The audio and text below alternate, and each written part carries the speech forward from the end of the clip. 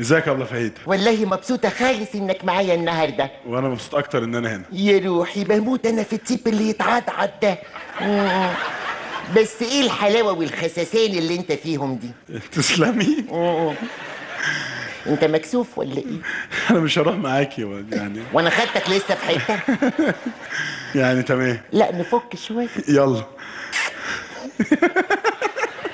بس انا اول سؤال عايز اساله لك يا توفي. قولي. احنا يا توفي لما الدنيا بتقفل في وشنا بنتفرج عليك على غدا ابراهيم، انما انت لما بتتضايق بتتفرج على مين؟ على غدا ابراهيم.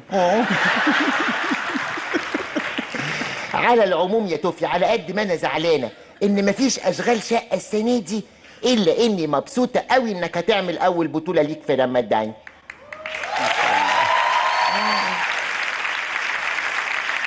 اسمه ايه المسلسل؟ لحد دلوقتي بحجر واحد. حجر واحد؟ اه. وليه واحد؟ ده الواحد محتاج على الاقل حجرين عشان دماغه تتسلطن. ماشي. طيب ومش خايف من المنافسه في رمضان؟ لا عادي يعني، تمام يعني، يا رب يكرم كل الناس. ده بيقول لك روجينا عامله بمسلسل هيكسر الدنيا على دماغنا. أيوة. لا طبعا دي ستهم يعني. ده راجل مجامل خالص، يقول عليا انا دماغي شمال وانا روجينا ستهم.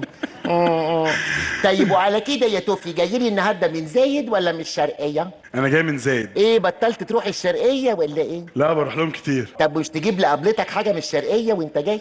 عايزه ايه؟ نفسك في ايه؟ نفسي برطمان سمنه بلدي، بطه محمره، قيرتين ارض. انت لو كنت دفعت حلو كنت جبت لك الحاجات دي.